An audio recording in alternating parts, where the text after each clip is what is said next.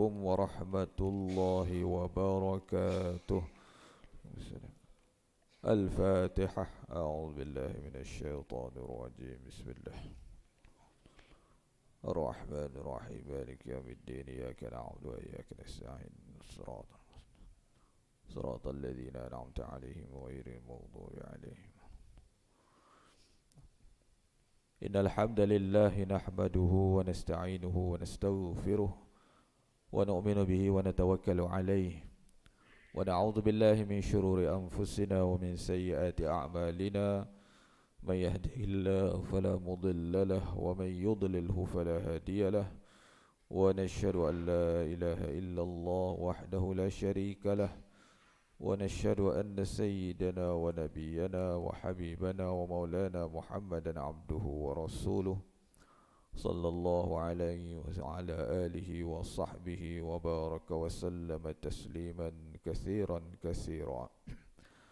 أما بعد فقد قال الله تعالى في القرآن العزيز بعد أعوذ بالله من الشيطان الرجيم: يا أيها الذين آمنوا اتقوا الله حق تقاته ولا تموتن إلا وأنتم مسلمون. وقال النبي صلى الله عليه وسلم: كل أمتي يدخلون الجنة إلا من أبى. قيل ومن يأبى يا رسول الله؟ قال: من أطاعني دخل الجنة ومن أصاني فقد أبى. أو كما قال النبي صلى الله عليه وسلم: سبحانك لا علم لنا إلا ما علمتنا إنك أنت العليم الحكيم. رب اشرح لي صدري ويسر لي أمري واحلل عقدة من لساني يفقه قولي ولا حول ولا قوة إلا بالله. Hadirin sidang jamaah yang dikasihi Allah, syukur kita pada Allah sekali lagi pagi ini sama-sama dapat kita menunaikan kefarduan solat subuh berjemaah, ya. Orang yang subuhnya berjemaah, insya-Allah fardu yang lain mudah untuk dia berjemaah, ya. Sebab subuh ini antara waktu yang paling berat, ya. Waktu yang paling mujahadah, susah, ya, untuk kita datang berjemaah. Nak ambil wuduk pun sejuk, ya. Sejuk tu pun mujahadah, susah, ya. Tapi kita lawan, ya. Yang ni lawan, tetap lawan betul lah yang ni, ya. Lawan, tetap lawan nafsu, ya. Kenapa? Musuh, ya. Nafsu ni musuh, ya. Musuh perlu dilawan, ya. Musuh kita dua je, ya. Nafsu dan syaitan. Ini musuh kita. Kalau nak perang, perang yang ini. Kalau nak lawan, lawan yang ini. Siapa dia? Nafsu dan syaitan. Ini setiap kita ada, ya. Nafsu masing-masing kita ada. Syaitan pun sentiasa ada untuk merosakkan kita. Jadi perlu dilawan, ya. Semoga Allah istiqamahkan saya dan kita semua sentiasa dalam ketaatan beragama, insya-Allah, sehingga akhir hayat kita. Amin, ya. Baik, pagi ini kita sama-sama muzakarah, ya. Bincang tentang kelebihan fikir, ya. Sebelum tu nak bercakap tentang cara kaedah penggunaan kasturi yang betul, ya. Jadi wangian ini manfaatnya ini bau, hidu, ya. Itu manfaat wangian, ya. Bukan pakai calit gitu, kena dihidu, dibau. Namanya pun wangian. Wangi-wangi ni, haruman ni supaya dapat dibau, ya. Di situ manfaat wangian, haruman. Dan banyak-banyak wangian haruman dalam dunia ni, Nabi bagi tahu at-tayyibut tib al-misk, ya. Sebaik-baik haruman, sebaik-baik wangian itu misk, ya, kasturi, ya. Kalau Nabi dah kata sebaik-baik wangian tu kasturi, maknanya apa jenis brand minyak wangi dalam dunia ini, perfume yang harganya sampai ribuan ringgit pun tak boleh lawan kasturi. Gitu. Ya. Sebab yang cakap sebaik-baik itu Nabi, ya. Pastinya betul dan benar. Pastinya banyak rahsia di situ yang tersurat maupun yang tersirat pada wangian kasturi. Manfaat kelebihannya berbanding dengan perfume wangian yang disemprot. Tahu disemprot? Dispray, macam-macam. Ya, ini keyakinan kita. Ya. Macam mana air Zam-Zam yang dikatakan terbaik, kita yakin. Ya. Begitu juga wangian ini. Kerana semuanya yang terbaik Allah beri pada Nabi SAW, ya. Yang Nabi dapat, yang Nabi pakai, yang Nabi guna, semuanya yang terbaik. Kerana Nabi SAW tu insan terbaik dalam muka bumi. Pastinya yang diperolehi daripada Nabi semuanya yang terbaik, ya. Jadi wangian itu bila dipakai, mula-mula dihidu dulu, ya. Ambil harumannya, ditelan baunya ataupun dilepaskan ke mulut. Yang penting biar masuk. Bila dihirup baunya, baru mindanya terbuka, segar, ya. Dan banyak kelebihan manfaat lagi. Jangan pakai-pakai terus calit, biar gitu. Jadi haruman tu tak dapat manfaat, ya. Jadi ya dihidu, ya. Tempat yang pertama nak disapu di kening kita, ya. Lepas tu baru di bawah telinga dan tempat-tempat yang lain. Biar kena pada kulit, jangan kena pada baju, manfaatnya kurang. Pada kulit, ya. Sebab yang asli sifatnya neutral. Kulit kita ni neutral, ya. Baju dia bukan neutral, ya. Okey, jadi dapatkan manfaat dia tu. Kalau tak, rugilah, gitu. Okey, ya, baik. Bulan lepas kita dah ada bincang tentang kelebihan fikir, betul, ya? Ada ingat tak kelebihan fikir yang kita bincang bulan lepas, ya? Bukan bulan lepas, tahun lepas. Jauh bunyinya, ya. Baik, kita sambung sedikit insya-Allah pagi ini. Bila bercakap pasal tahun baru, maka ramai yang mengatakan pasal azam baru, ya. Betul. Azam-azam ni satu bentuk niat yang sungguh yang nak dilaksanakan, ya.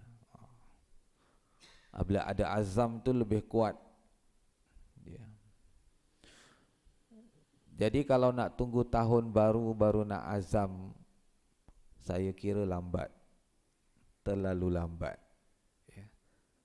Kalau kita nak renew azam kita tu setiap tahun, lambat. Per bulan pun lambat juga. Per minggu pun juga lambat. Yang terbaiknya bila? Setiap kali bangun pagi, hari-hari azam nak buat yang lebih baik dan terbaik. Begitu. Ya, baru tak terlambat hari-hari. Kalau nak tunggu tahun, tak tahu ingat lagi tak azamnya. Jadi hari-hari yang kita buat rutin harian itu setiap pagi di renew, perbaiki lebih baik. Contoh semalam bacaan Quran kita baca ke tak semalam. Hari ini Allah hidupkan lagi ni, pagi bangun, maknanya peluang diberi, ya. Azam hari ini insya-Allah Al-Quran saya semalam semuka pun tak dapat, betul. Hari ini paling kurang semuka, contoh. Itu azam. Ya, solat sunat saya macam mana semalam. Ya. Solat duha mungkin tak sempat katanya. Ya. Alasannya kerja. Hari ini cuti. Saya akan solat duha, contoh. Gitu. Ya. Semalam sedekahnya ada ke tak? Sedikit pun, mungkin RM1 pun tak sedekah semalam. Hari ini nampak begitu. Hari-hari setiap kali kita hidup, setelah kita dimatikan sementara, iaitu tidur, bangun tu dengan azam yang baru untuk jadi lebih baik, bertambah baik, untuk jadi hamba Allah yang baik dan jadi umat Nabi SAW yang baik, ya. Jadi semua itu bermula dengan fikir, ya. Ada ambil fikir. Kalau fikir pun tak ada, macam mana nak berubah lebih baik, ya. Tapi apabila ada fikir, insya-Allah, maka kebaikan yang banyak yang akan berlaku pada diri kita.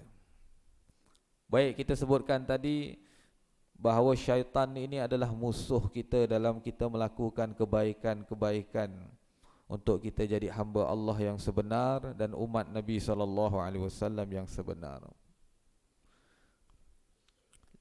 Kita lihat sini, dia kata, dan bahawasanya lalai itu pedang syaitan.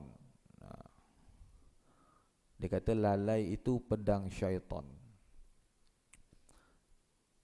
Lalai ini puncanya tidak ingat ataupun tidak fikir, maka automatik dia akan bertukar jadi lalai. Di auto. Apabila tidak ada fikir, maka automatik kita lalai. Jadi ketika lalai yang banyak, tidak ada fikir itu, ketika itu ibarat pedang syaitan dah letak di tengkuk kita ni. Kita telah terkena, ya. Apabila pedang dah di tengkuk, kita dalam keadaan bahaya maknanya, ya.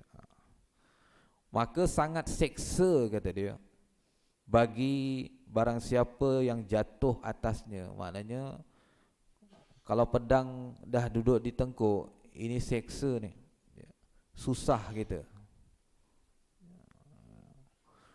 Maka takut olehmu daripada lalai. Takutlah lalai ini, maksudnya bahaya lalai ini. Lalai ini berpunca daripada tidak ada fikir, tidak ambil fikir. Jadi Allah bagi kita otak, ada akal ini, kegunaannya supaya difikir. Antara sebab orang cepat rosak ialah tak banyak fikir, betul. Pasal tu kita tengok orang-orang yang banyak fikir ni, warasnya lebih lah, ya. Siapa orang banyak fikir?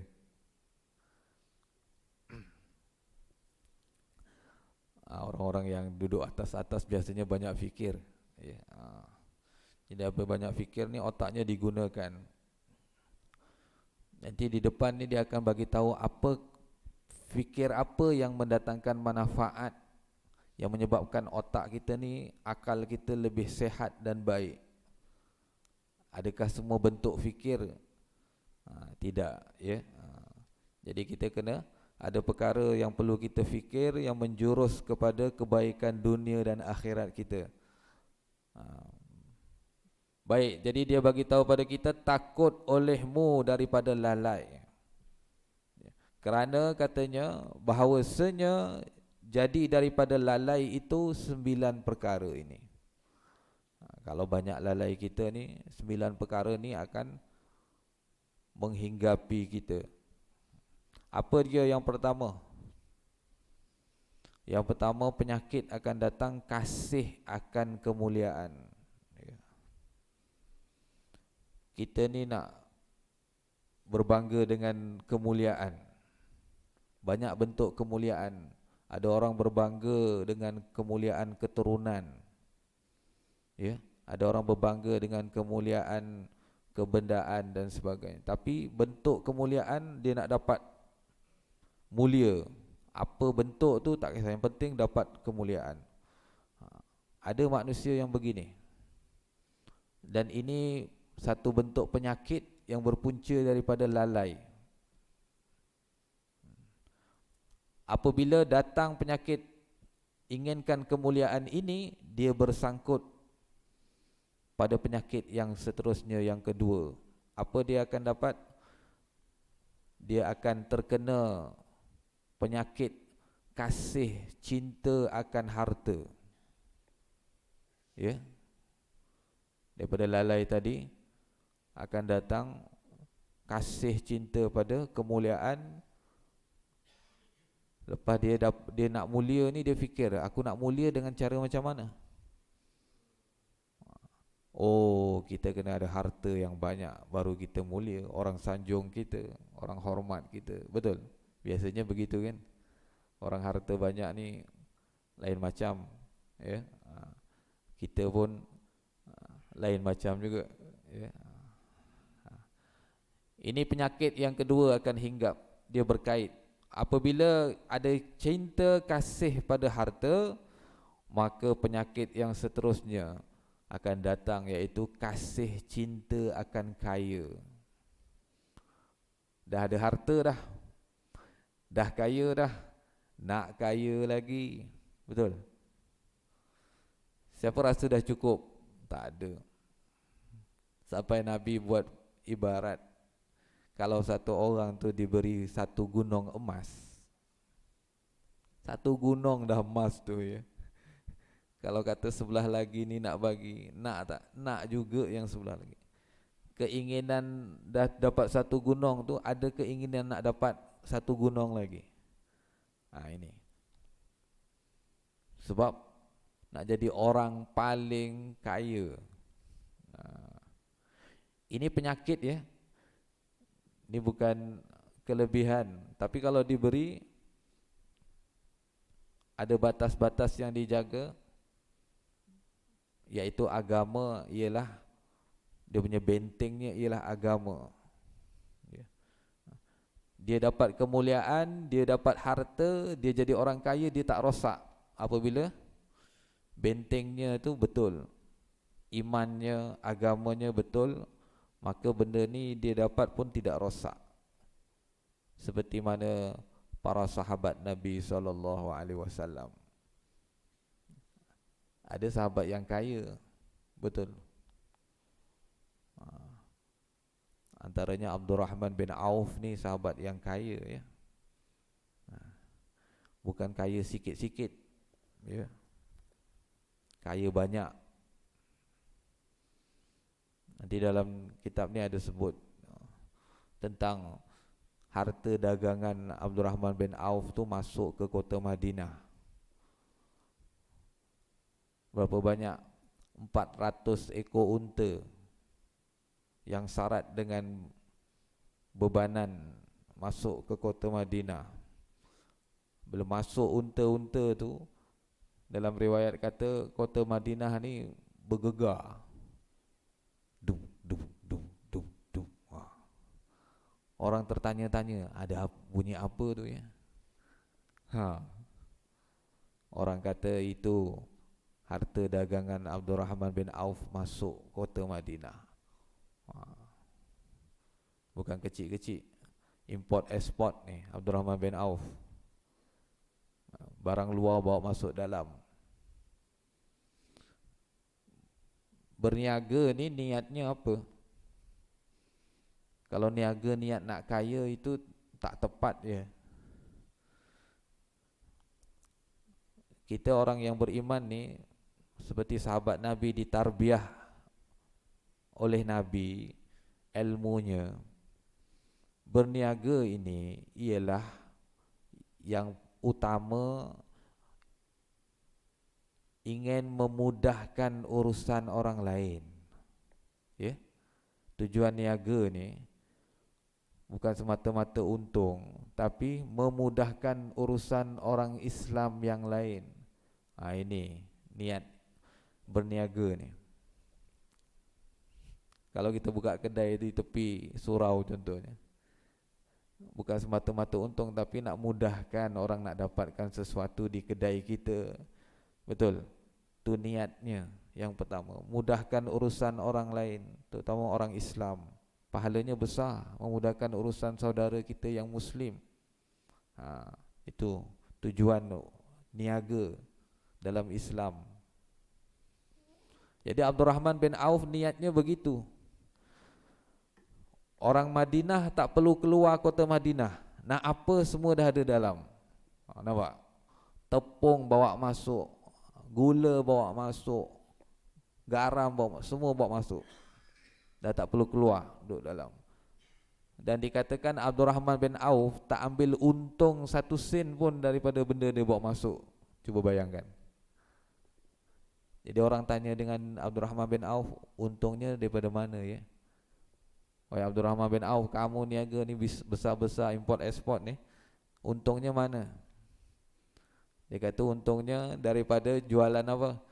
Ni jualan tali unta yang masuk tu. Tali unta yang masuk 400 ekor tu. Jual tali unta tu lah untung Abdurrahman bin Auf. Ambil situ untungnya. Apa yang lain semua dia tak ada ambil untung. Tapi kata Abdurrahman bin Auf, saya yakin, kata dia, ya. Kalau contoh tali ini saya campak di mana pun, katanya, jatuh tali itu di tanah mana pun, Abdurrahman bin Auf punya yakin, kalau saya gali di tempat itu, di mana tali saya campak dan jatuh di tanah itu, saya gali, bawahnya tu ada emas. Abdurrahman bin Auf. Ini orang yang hatinya dah tak ada keduniaan dalam hati, ya. Dan layak dia dapat benda-benda macam gitu. Kita kalau diberi seperti itu, rosak. Sebab cinta kita pada dunia ni besar, sehingga merosakkan kita, ya. Betul. Zaman Sayyidina Omar, kan banyak kerajaan-kerajaan besar jatuh.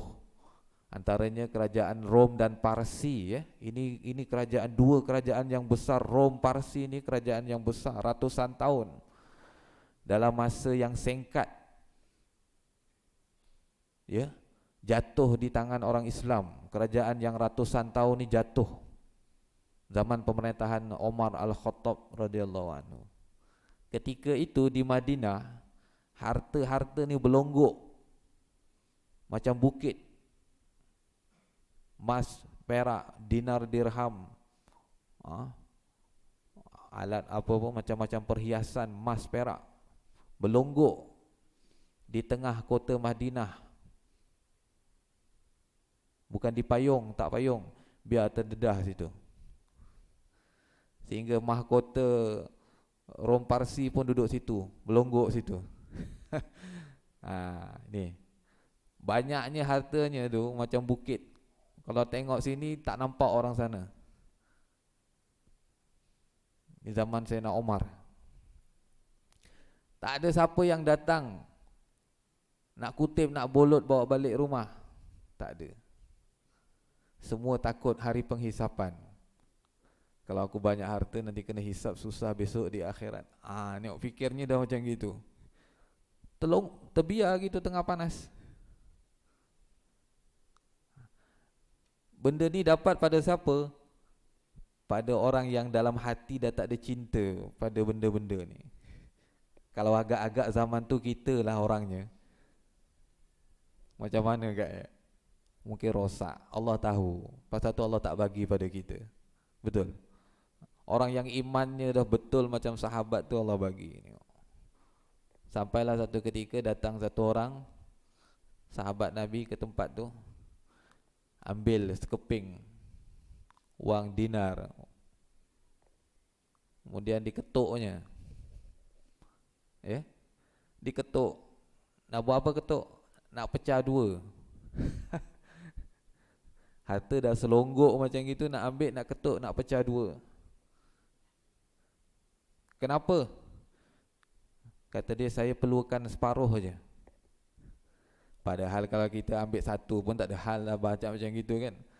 Tapi mereka ambil ikut keperluan, bukan nafsu. Kenapa nak ambil separuh? Rumah minyak apa? Untuk nyalakan api dah habis, tak ada duit. Saya ambil separuh je. Ni yang saya perlu. Nampak? Begitu.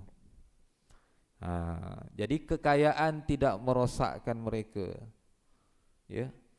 Abdurrahman bin Auf pun sifatnya satu ketika orang nak datang rumah Abdurrahman bin Auf, dengar apa? Dia tengah bertekak dengan isteri dia. Bertekak dengan isteri ni biasa ya. Itu normal. Jangan kata sahabat Nabi tak pernah bertekak, salah. Dia normal. Apa yang berlawan cakap Abdurrahman bin Auf dengan isterinya di rumah tu, tentang isteri Abdurrahman bin Auf ni telah menyalakan api. Api dulu kan pakai sumbu kan. Kalau sumbunya tinggi, apinya besar. Jadi isterinya telah buka apinya, sumbunya terlalu besar apinya. Abdurrahman bin Auf marah isterinya. Kenapa kamu buka api besar sangat? Padahal kita perlu api yang kecil je untuk ruang kita ni. Kena marah isterinya. Nampak? Ini benda peribadi. Bab peribadi Abdurrahman bin Auf berkira. Bab untuk diri dia. Tapi bab untuk orang lain dia tak berkira. Ni sifat. Kita terbalik Terbalik kita. Untuk peribadi kita tak berkira, untuk orang lain kita berkira. Abdurrahman bin Auf itu. Ini sifat. Jadi apabila dah ada kasih cinta pada harta, pada kaya, ini merosakkan. Sebab apabila dah kena penyakit cinta, harta, ada rosak. Betul? Jangan sampai cinta. Dia merosakkan. Sebab tu ada istilah orang kata apa? Dunia ni di tangan, di hati jangan. Istilahnya itu Dunia ni di tangan je, di hati jangan. Kalau di tangan ni kita boleh buat macam mana? Nak tarik dia boleh, nak ambil dia boleh, nak lempar boleh, nak ambil semula boleh. Ni dunia. Ambil ikut keperluan, bukan rakus. Tapi kalau dah masuk sini, dia rosak, penyakit. Sebab itu disebut sini kasih akan harta, kasih akan kaya. Maksudnya dah kena penyakit dah duduk dalam. Kalau di sini boleh adjust lagi, tapi dah masuk dalam nak adjust susah. Baik, apabila dah ada kasih cinta pada kaya, dia akan datang penyakit yang keempat. Kasih akan kerajaan. Kita nak mulia, kita kena ada harta. Dah ada harta, dah kaya dah, ada harta, nak kaya lagi. Lepas kaya lagi, nak kerajaan. Apabila ada kerajaan ni, dia ada pengikut-pengikut dia. Dia nak. Apabila disebut dalam kitab, maknanya benda tu berlaku Dan hari ini pun berlaku keadaan. Nak kerajaan, nak pengikut yang ramai. Bila pengikut sikit, nak tarik pengikut orang lain punya, kita nak tarik. Biar terbentuk macam satu kerajaan pengikut ramai. Ni dah ada kasih. Bila kasih ni duduk dalam, dah kena penyakit. Jadi apabila manusia dah ada kasih akan kerajaan, apa benda yang penyakit seterusnya akan datang? Yang kelima, kasih akan pakaian. Jadi pakaiannya mula nak gah, mewah. Betul? Tak nak murah-murah, semua kena ada jenama. Biar orang tengok, wow. Nampak? Ini penyakit. Terlalu banyak harta, tak tahu nak buat apa, habis untuk beli pakaian saja, untuk biar nampak hebat. Masuk dalam ni kasih cinta pada pakaian. Nampak? Apabila ada kasih akan pakaian, apa penyakit seterusnya akan datang? Kasih akan perempuan. Semua dah ke arah dosa. Perempuan keliling dia. Nampak? Ini penyakit. Apabila kasih akan perempuan, apa penyakit seterusnya akan datang? Kasih akan isi rumah. Bila dah berkait dengan perempuan ni, dia kena tunjukkan rumahnya kena gah, mewah. Habis duit di situ. Besarkan rumah, isi rumah dengan benda-benda yang biar nampak gah, mewah. Tujuannya untuk riak dan takabur saja, untuk biar orang puji, sanjung. Wah, berapa harga ni? Hebat kamu. Dia nak benda-benda tu. Jadi umurnya, hartanya, kesibukan hariannya dengan benda-benda tu. Nampak? Ini apabila dah ada penyakit cinta, sayang, kasih pada benda-benda tadi. Seterusnya apabila ada penyakit ini, penyakit yang akan datang seterusnya, kasih akan kenyang. Apa pula? Makan pula kena gah lagi, mewah lagi. Habis duit untuk makan saja. Makan kena biar gah, nampak mewah. Bukan satu lauk, dua lauk. Satu meja lauk dia. Lepas tu buang. Makan sikit je, bukan banyak pun. Lauk satu meja, dia ambil sikit aja. Nampak? Ini akan berlaku. Lepas kenyang jadi apa?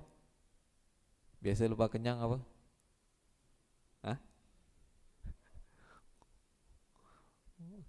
Ngorok ya, tidur. Ni yang ke-9, kasih akan tidur ni. Jadi otaknya ni, akalnya ni, fikirnya benda-benda tadi. Mulia, harta, kaya, kerajaan, pakaian, perempuan, isi rumah, kenyang, tidur. 24 jam hidup dia ni je. Skill dia. Nampak? Ni dah terkena penyakit. Sebab tu orang-orang ni kena ditarik keluar. Betulkan dia punya mindset dia semula. Cara nak bagi dia fikir akhirat, fikir dunia, bagi tahu dia dunia sementara. Kehidupan ni sekejap. Betulkan dia punya mindset. Biar dia sedar. Betul. Itu. Manusia akan terima hakikat bahawa dunia ni sementara, walaupun macam mana keadaan dia. Manusia akan terima hakikat bahawa dia akan mati. Ini hakikat. Cuma sekeliling dia, environment dia tu tidak menggalakkan dia ke situ, menyebabkan dia terus begitu. Betul? Tapi kalau ada orang yang tarik dia keluar daripada kelompok dia tadi tu, skill dia tadi tu, tarik dia keluar, betulkan dia punya akal dia, pemikiran dia. Dah terbukti banyak orang yang super kaya dia panggil, datang pada agama sebab dibetulkan mindset dia, fikir dia dibetulkan, akal dia dibetulkan.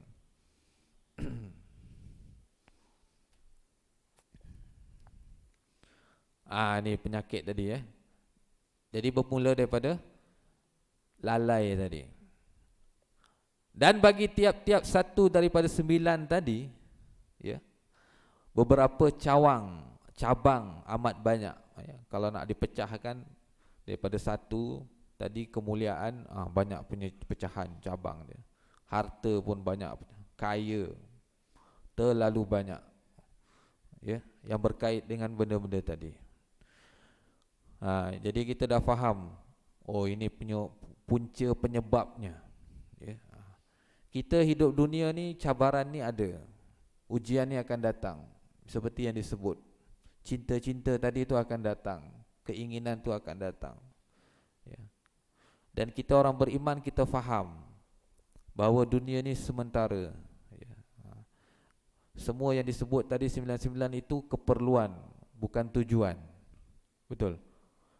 Alangkah tidak bijaknya satu orang yang menghabiskan masa dia di dunia ini hanya untuk keperluan, bukan untuk tujuan. Alangkah tidak bijaknya, alangkah ruginya kalau masa hidup dunia kita ni habis untuk keperluan saja. Tadi benda-benda tadi tu semua keperluan, bukan tujuan. Benda-benda tadi ni patut diheret dia, dibawa guna untuk capai maksud tujuan. Betul? Ni tujuan maksud kita ialah akhirat kita. Agama ni tujuan maksud. Taat perintah Allah ni tujuan maksud. Ni bukan keperluan. Taat perintah Allah ni bukan keperluan, ini tujuan. Jadi benda-benda tadi ni membantu, memudahkan kita untuk laksanakan maksud tujuan. Itu yang betul dan bijak cara penggunaannya. Dan lagi sabda Nabi SAW, aqrabukum minni yaumal qiyamah aksarukum ju'an wa tafakkuran. Nabi bagi tahu orang yang terlebih hampir kamu daripada aku pada hari kiamat. Siapa orang yang paling hampir dengan Nabi besok di akhirat? Ini kena letak satu azam dan keinginan kita. Azam saya, ingin saya besok di akhirat untuk rapat dekat dengan Nabi. Betul? Kena ada cita-cita tu. Nabi bagi tahu orang yang paling hampir dengan aku besok di hari kiamat siapa? Orang yang terlebih banyak kamu lapar dan berfikir.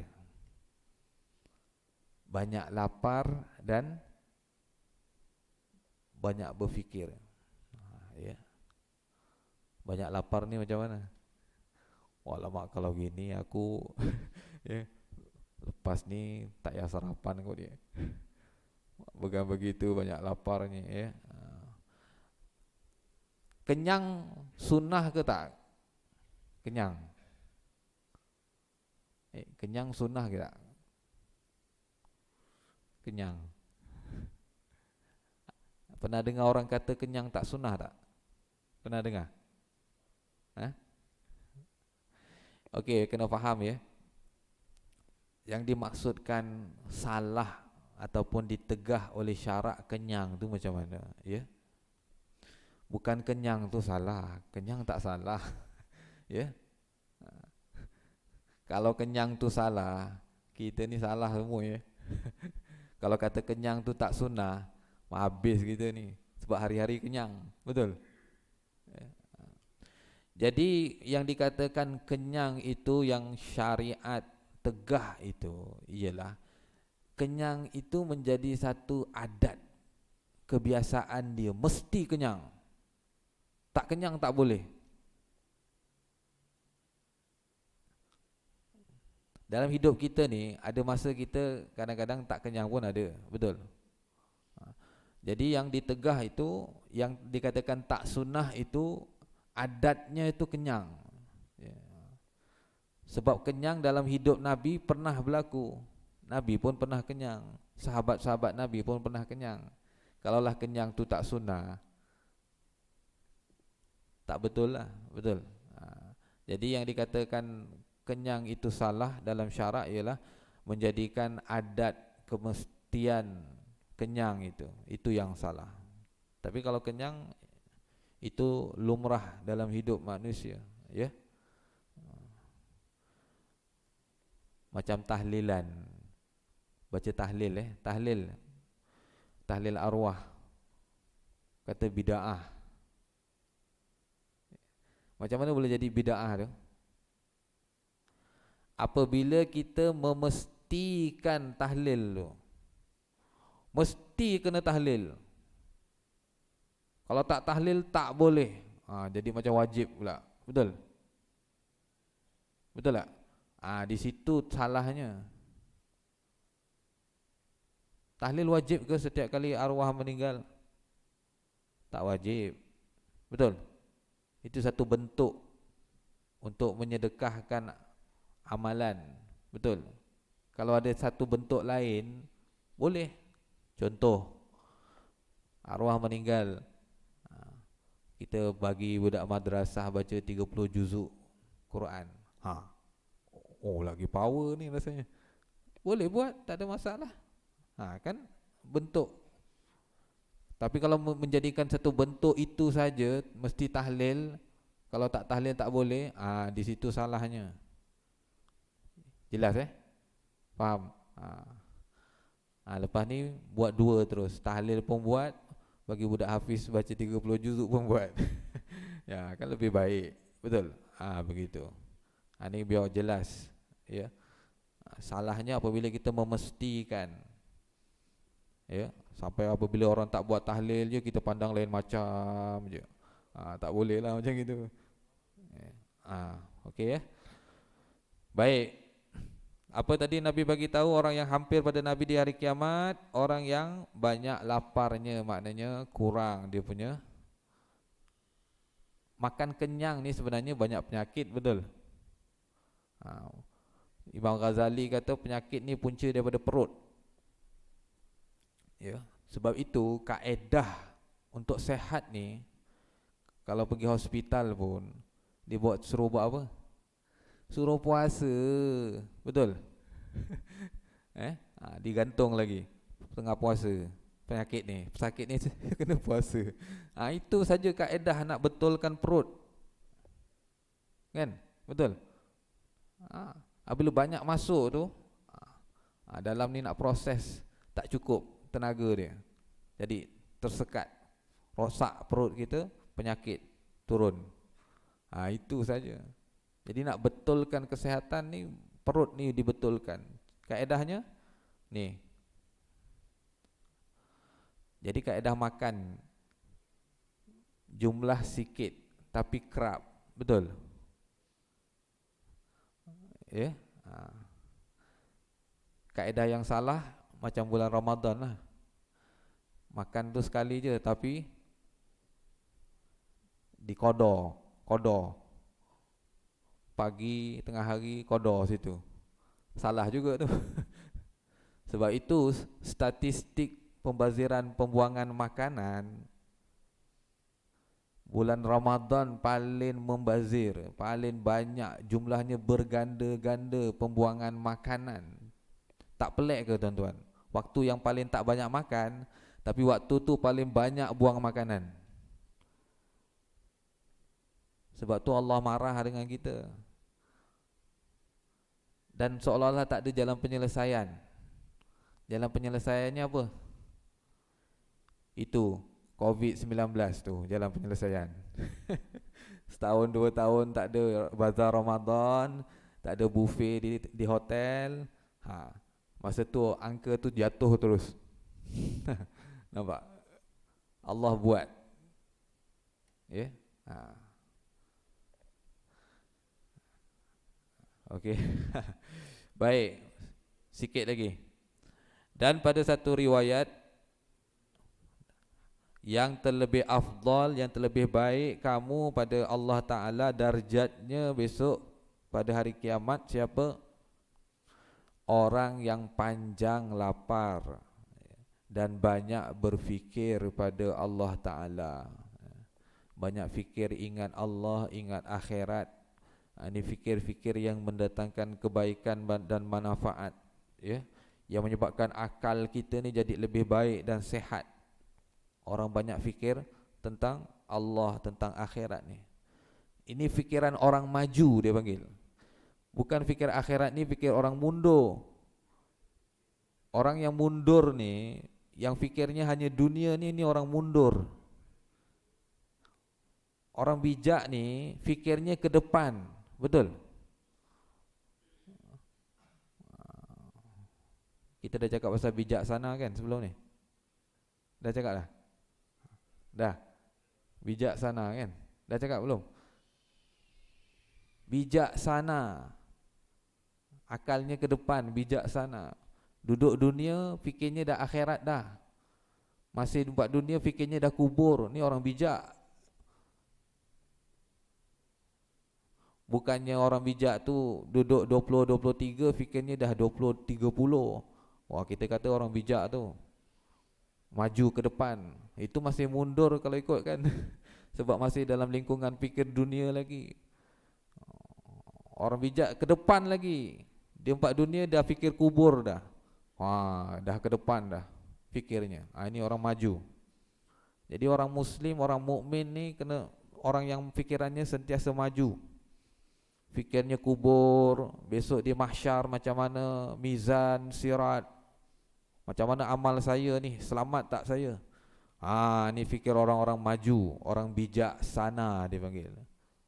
Bijak akhirat. Sana tu mana? Sana tu akhirat. Pasal tu dia tak panggil bijak sini, ya. Ya, bijak sana. Okey. Jadi orang yang panjang lapar dan banyak fikir pada Allah Ta'ala. Jadi ni nak bagi tahu punca masalah hari ni. Ini duduk sini punca dia. Fikirnya ni lari. Kena betulkan sini ni. Nak jadi manusia yang betul ni, hamba Allah yang betul ni, umat Nabi yang betul, betulkan sini dulu ni. Fikirnya kena betul. Ya. Dan nampak dah punca masalah. Jadi betulkan punca masalah. Ni cerita panjang-panjang, punca tak jumpa, masalah tak selesai. Jadi dah jumpa punca masalah. Masalah puncanya duduk di sini. Akal kita, fikir kita ni lari hari ni. Banyak menyebabkan rutin harian kita jadi rosak perjalanan dia. Sebab fikiran kita rosak. Jadi betulkan, bawa akal fikiran kita pada landasan dia yang betul, yang Allah dan Rasul takkan. Kita jalan di atas jalan itu, ya. Baik, insya-Allah, ya. Jadi mudah-mudahan pagi ini yang kita kongsikan ada banyak kebaikan dan manfaat yang kita dapat, yang kita boleh bawa balik, ya. Ada ke tak? Ada ke tak? Kalau tak ada, sambung. Kalau ada boleh berhenti, insya-Allah, ya. Semoga Allah SWT bagi taufik pada saya dan kita semua, apa yang kita muzakarahkan pagi ini dapat kita ambil iktibar, amal dan sampaikan, insya-Allah. Wallahu a'lam. A'udzubillahi minasyaitonirrajim. Bismillahirrahmanirrahim. Alhamdulillahirabbil alamin. Allahumma shalli wa sallim wa barik alaihi. Allahumma inna nas'aluka 'ilman nafi'a wa qalban khashi'a wa rizqan thayyiba wa na'udzubika min 'ilmin la yanfa' wa qalbin la yakhsha' wa nafsin la tashba' wa du'ain la yusma' bi rahmatika ya arhamar rahimin. Walhamdulillahi rabbil alamin.